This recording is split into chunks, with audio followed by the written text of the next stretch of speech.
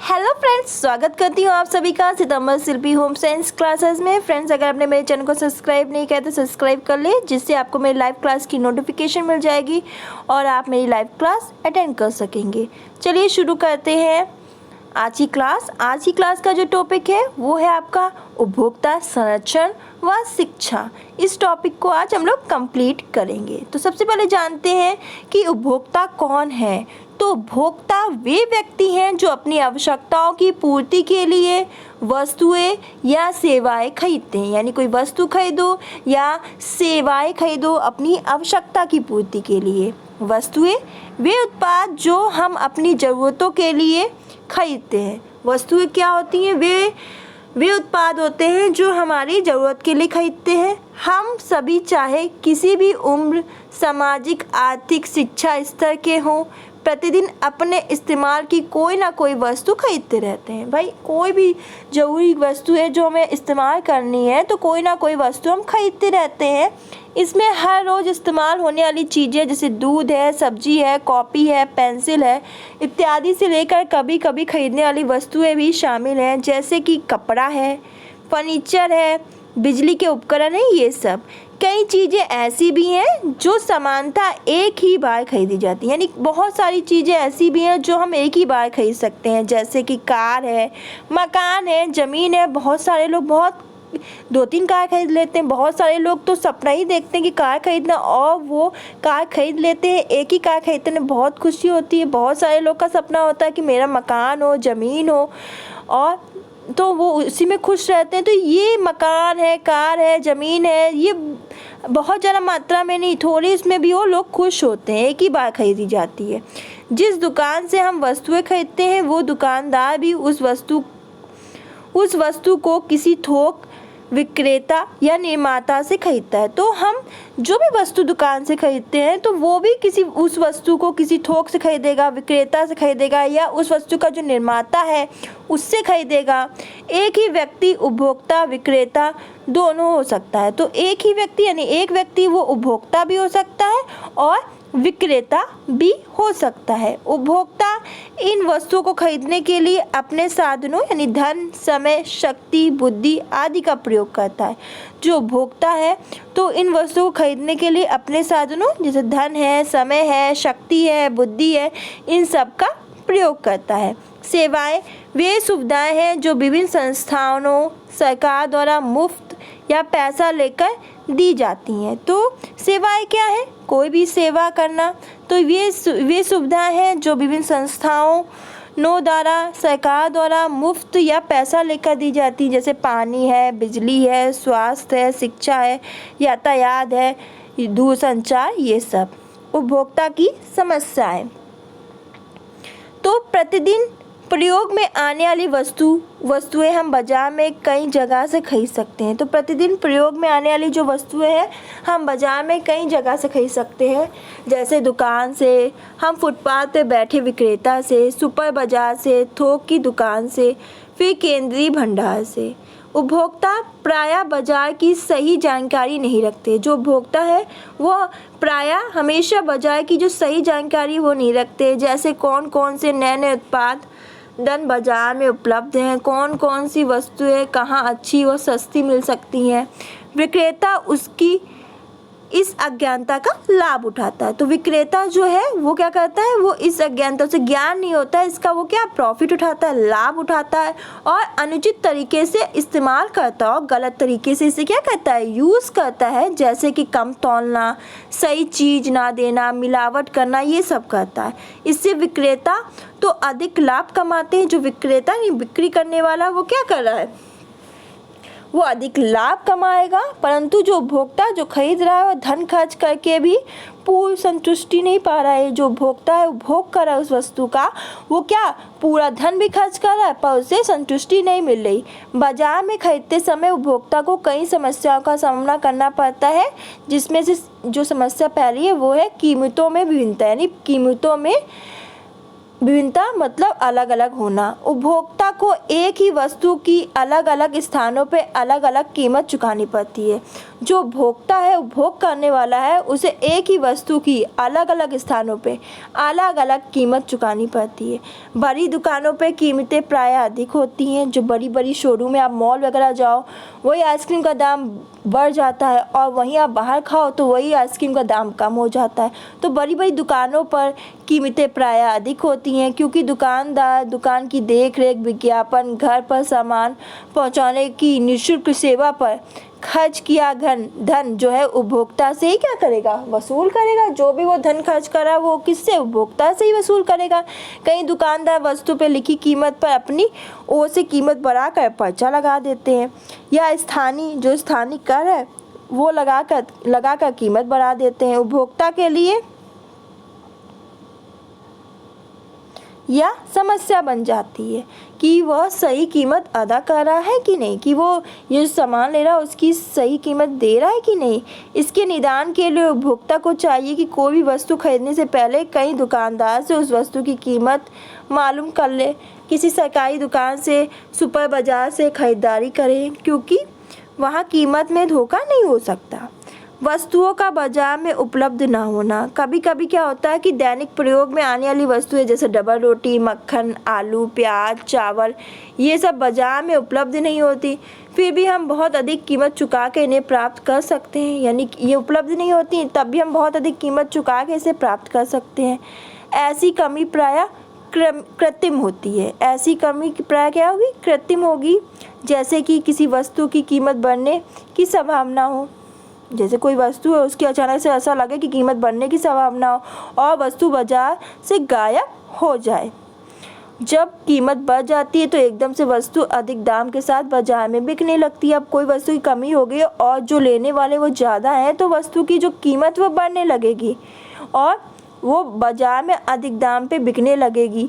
ऐसी स्थिति में उपभोक्ता को या तो उस वस्तु के बिना गुजारा करना पड़ता है या उसकी अधिक कीमत चुकानी पड़ती है। इसके अलावा कोई चारा ही नहीं है। कई परिस्थितियों में जैसे कि सूखा पड़ने पर, बाढ़ आने पर भी दुकानदार वस्तुओं को जमा कर लेते हैं, और यदि खरीदार उनकी अधिक कीमत देने को तैयार हो जाते हैं तो वस्तु को बेचने के लिए वो तैयार हो जाते हैं। ऐसी परिस्थितियों में सभी उपभोक्ताओं को मिलकर निर्णय लेना चाहिए कि वे काले बाजार में बिकने वाली वस्तुओं को नहीं खरीदें। वस्तुओं में मिलावट एक समस्या है जिसका प्रतिदिन की खरीदारी में सामना करना पड़ता है। आज के युग में यह समस्या यह है कि उपभोक्ता बाजार में चाहे कितना भी मूल्य चुकाने को तैयार हो, परंतु शुद्ध घी, दूध, मसाले, मैदा, बेसन, अनाज ये सब मिलना दुर्लभ है। बाजार में ये खाद्य पदार्थ, अन्य वस्तुएं शुद्धता की गारंटी के साथ बेची जाती हैं, किंतु इस्तेमाल करने पर उनमें प्रायः मिलावट पाई जाती है। पीसी हल्दी में पीली मिट्टी, चावल में कंकर, दूध, पनीर में स्टार्च, इस्तेमाल की गई चाय की पत्ती का बिकना आम बात है। व्यापारी वर्ग तो ऐसी वस्तुओं की मिलावट करने से भी नहीं हिचकिचाते जो कि स्वास्थ्य के लिए हानिकारक और जानलेवा हो। प्रतिदिन हम समाचार पत्र में भोज्य पदार्थों के सेवन होने वाली विषाक्तता के बारे में पढ़ते हैं। उपभोक्ता को खाद्य पदार्थों में वस्तुओं की शुद्धता को परखने का कोई ज्ञान ही नहीं होता है। वो अनजाने में मिलावटी वस्तुएं खरीदने पर बाध्य हो जाता है। खाद्य पदार्थों के अलावा अन्य उपभोग की वस्तुओं में मिलावट की समस्या भी बनी हुई है। उदाहरण के लिए टेरिकॉट का कपड़ा यदि मान्यता प्राप्त मिल का नहीं है, यदि मान्यता प्राप्त मिल का नहीं है तो विक्रेता उपभोक्ता का टेरिलीन और कॉटन की प्रतिशत मात्रा गलत बताकर धोखा दे सकता है। इस प्रकार की धोखाधड़ी से बचने के लिए उपभोक्ता को चाहिए कि सदा विश्वसनीय दुकानों से ही खरीदारी करें, यानी जहां विश्वास हो वहां से करें। भारत सरकार ने मिलावट जैसी अनैतिक कार्य को रोकने के लिए जो मिलावट करना, इस जैसी अनैतिक कार्य को रोकने के लिए महत्वपूर्ण कदम उठाया। 1954 में खाद्य पदार्थों में मिलावट को रोकने के लिए एक कानून PFA, इंपॉर्टेंट लाइन लिख लीजिए, 1954 में खाद्य पदार्थों में मिलावट को रोकने के लिए एक कानून PFA बनाया। इस कानून में 1955 में लागू किया गया। इस कानून के अंतर्गत बाजार में बिकने वाले प्रायः सभी खाद्य पदार्थों के लिए न्यूनतम मान्य नियम दिए गए हैं जिन्हें अपनाना बहुत आवश्यक है। यदि कोई खाद्य पदार्थ इन नियमों को पूरा नहीं कर सकता तो उसे मिलावटी खाद्य पदार्थ कहा जाता है।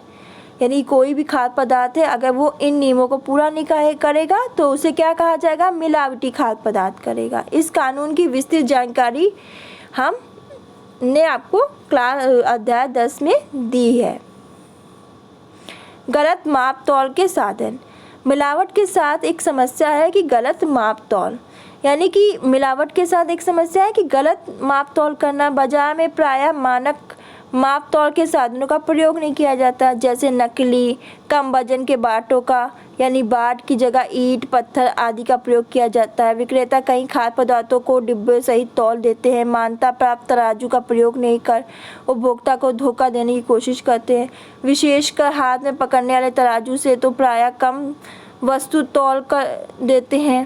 पैक किए गए पदार्थों के लिए जो डिब्बे शीशियाँ इस्तेमाल की जाती हैं उनकी बनावट ऐसी होती है कि उपभोक्ता प्रायः कम मात्रा में वस्तु प्राप्त करते हैं। जैसे मोटे तले की शीशी में, लंबी व पतली शीशी में देखने में तो लगता है कि वस्तु की मात्रा अधिक है, पर वास्तव में कम होती है। दूध मापने के लिए प्रायः ऐसे बर्तन का प्रयोग करना जिसका तला ऊपर उठा हो। कपड़े को खींचकर मीटर छड़ से मापते हैं, यानी कपड़े को खींचेंगे और मीटर जो छड़ है उससे मापते हैं। जैसे आप देख रहे हो, बाट की जगह पत्थर का प्रयोग करना, ये पत्थर का प्रयोग करें। अधिक वजन अधिक करने के लिए चुंबक का प्रयोग करें, यहाँ चुंबक लगा दिया वजन अधिक करने के लिए। ऊपर उठा हुआ तल, खोखला बाट, दोषपूर्ण बनावट की शीशी। गलत माप तौल के साधनों को रोकने के लिए सरकार ने समय समय पर कुछ अधिनियम पास किए हैं, जिसमें से 1956 में मानक माप तौल का अधिनियम पास किया है। 1962 में माप तौल के लिए पूरे भारत में दशमलव प्रणाली और मैट्रिक पद्धति लागू की गई है, जिसमें कुछ इकाइयाँ दी गई हैं। माप तौल के लिए इकाई मीटर है, तौल के लिए इकाई ग्राम है, द्रव मापने के लिए इकाई लीटर है। 1976 में मानक तौल व माप अधिनियम पास किया गया, जिसके अनुसार मापने या तौलने के लिए दशमलव प्रणाली या मैट्रिक पद्धति के अतिरिक्त किसी और प्रणाली का प्रयोग गैर कानूनी है। तौलने के लिए मानक बाटों व मानक मापों का प्रयोग अनिवार्य है। 1977 ने डिब्बा बंद वस्तुओं के लिए कुछ नियम निर्धारित किए गए, जिसके अनुसार डिब्बे के वजन सहित उत्पाद को बेचना गैर कानूनी है। उपभोक्ता को इस प्रकार की धोखाधड़ी से बचने के लिए कुछ कर्तव्य निभाने चाहिए। जैसे फल है, सब्जी विक्रेता को बाट की जगह पत्थर से तौलने से मना करें। हाथ वाले तराजू की डंडी को पहले जांच ले, पैमाने वाले तराजू पे देख ले, सुई शून्य पर हो। बाट की भी जांच कर ले, नीचे से खोखला ना हो या उसका तला नकली ना हो। डिब्बे सहित तौलने पर विक्रेता को ऐसा करने के लिए मना करें। पैक किए पदार्थ को खरीदने से पहले उसके लेबल पर लिखे भाग का निरीक्षण कर ले।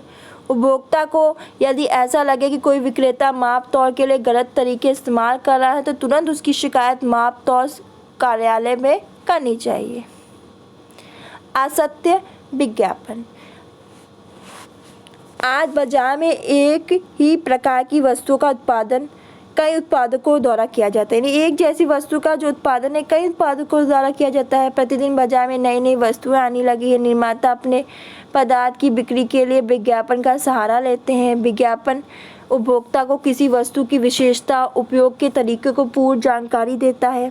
प्रायः उत्पादनकर्ता अपनी उत्पादित वस्तुओं का बड़ा चढ़ा कर झूठा वर्णन करते हैं कि नहीं बहुत अच्छी है। ऐसा विज्ञापन खरीदार को आकृष्ट कर उन्हें वस्तु खरीदने के लिए लालायित करता है, यानी कि उनको लालायित करता है। खरीदने के बाद उपभोक्ता को इस बात का एहसास होता है कि वस्तु में ऐसा कुछ नहीं है।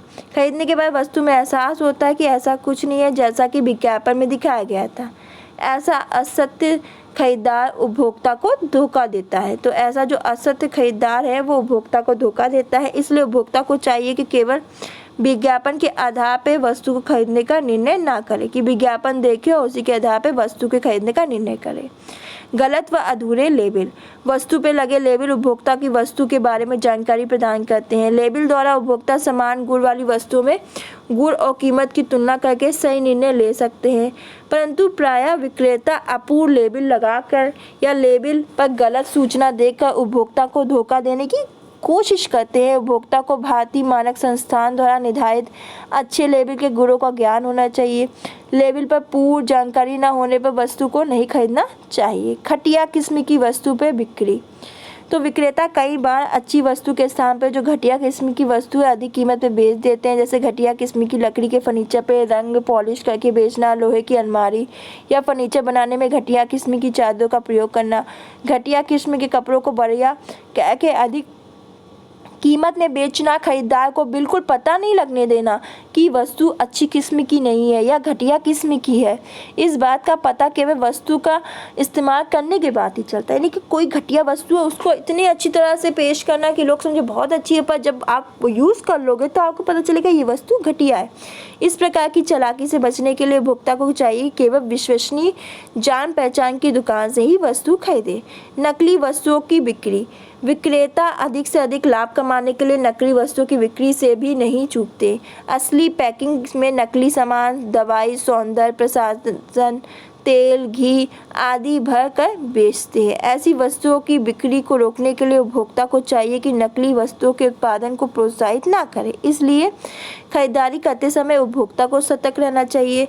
वस्तु पर लगे लेबल को ध्यानपूर्वक देखना चाहिए। यदि उसे लगे कि लेबल वांछित लेबल से भिन्न है तो नहीं खरीदना चाहिए। असली वस्तु की खाली पैकिंग को ना बेचे, अपितु उन्हें इस प्रकार बिगाड़ दे कि दोबारा प्रयोग में ना लाए।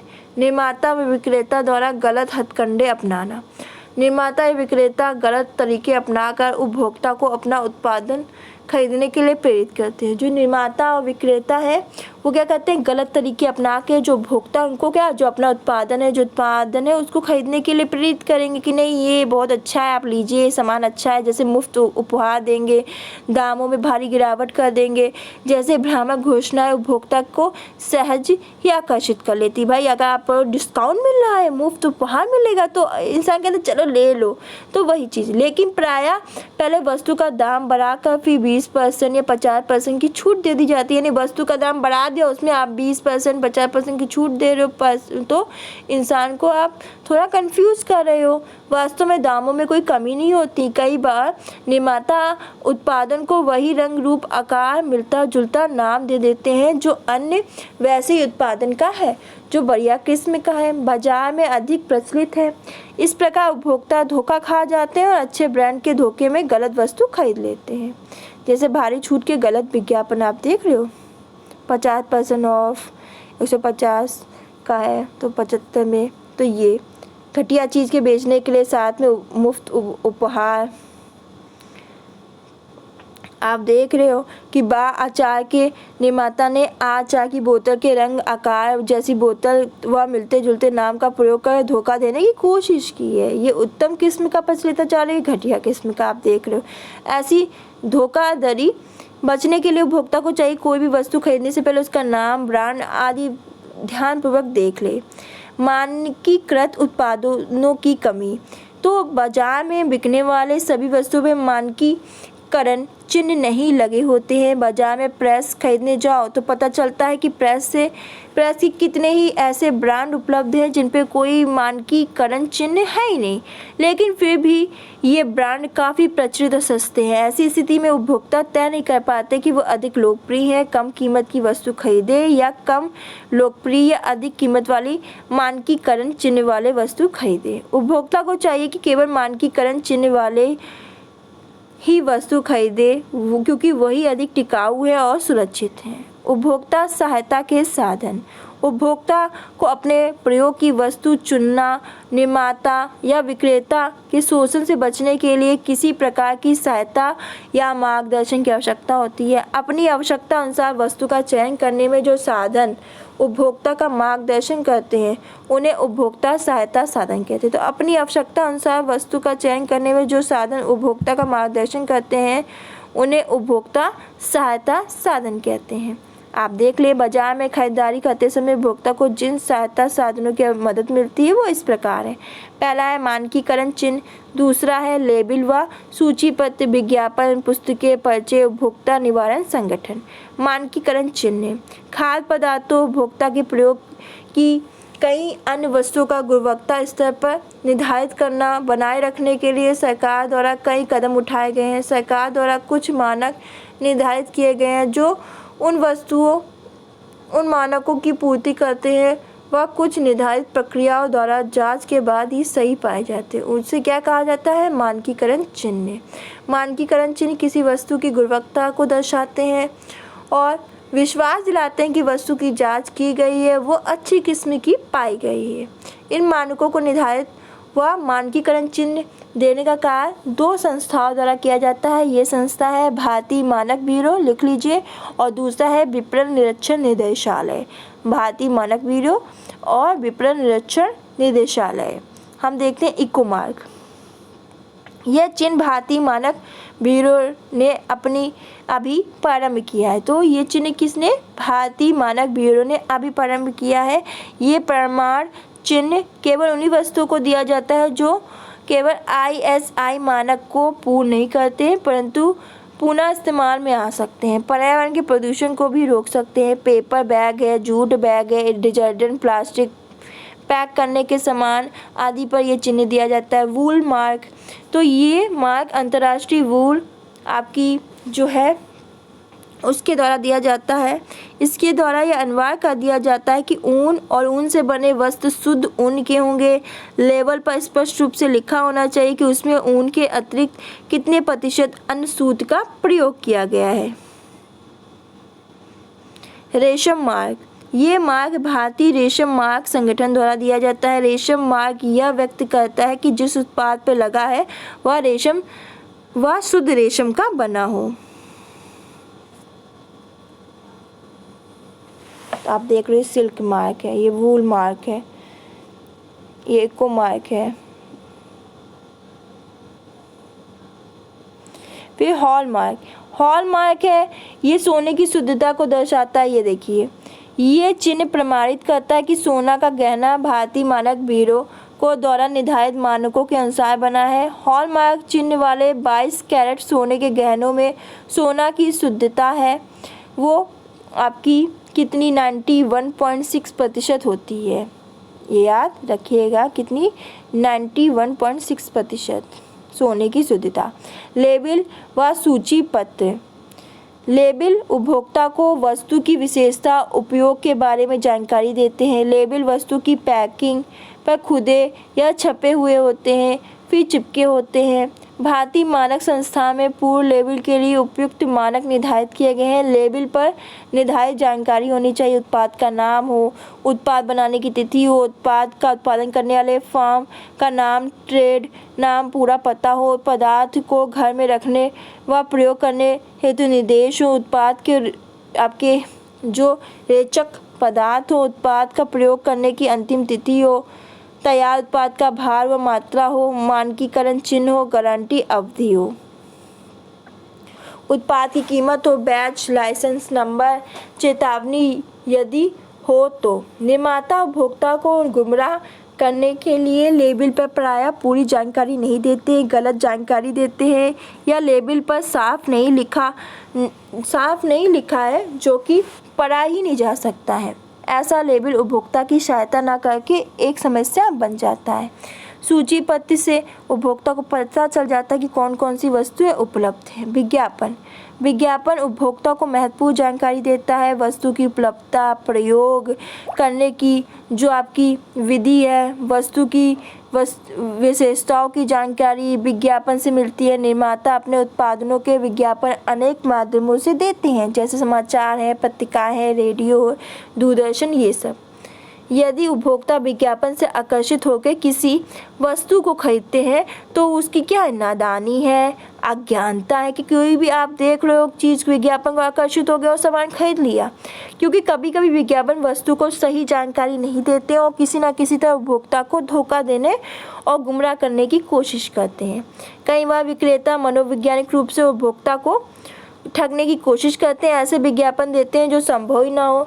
10 दिन में गोरे हो जाओगे ऐसा विज्ञापन देके व्यक्ति को मानसिक रूप से वस्तु खरीदने के लिए क्या बाध्य कर देते हैं। उपभोक्ता को विज्ञापन से केवल यही जानकारी प्राप्त होनी चाहिए कि कौन कौन से नए उत्पाद उपलब्ध हैं और खरीदारी अपने सूझबूझ और आवश्यकता अनुसार करनी चाहिए। पुस्तिकाएं और पर्चे। निर्माता अपने उत्पादन की जानकारी देने के लिए पुस्तिकाएं व पर्चे भी छपवाते हैं। इसमें व्यावसायिक सूचना के साथ साथ तकनीकी तथ्यों का विवरण भी दिया जाना चाहिए। इसका उदाहरण है शिशु आहार निर्माताओं द्वारा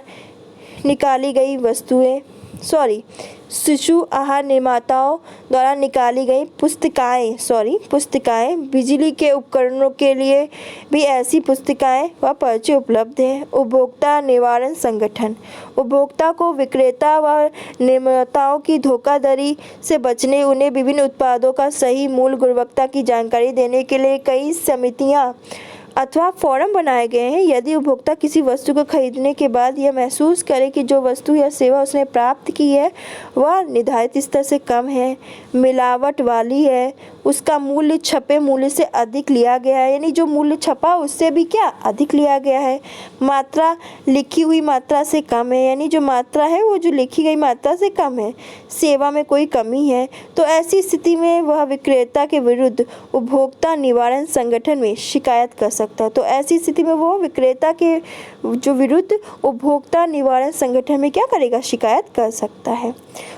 उपभोक्ता संरक्षण अधिनियम के अंतर्गत केंद्रीय, राज्य व जिला स्तर पर आपका न्यायालय स्थापित किया गया है जहां उपभोक्ता अपनी शिकायत दर्ज करा सकता है। शिकायत दर्ज करने की विधि आगे उपभोक्ता संरक्षण अधिनियम 2011 में हम बताएंगे। अभी आपको चैप्टर पढ़ाएंगे हम याला आपको कि उपभोक्ता संरक्षण अधिनियम 2011 क्या है, उसमें सब बताएंगे।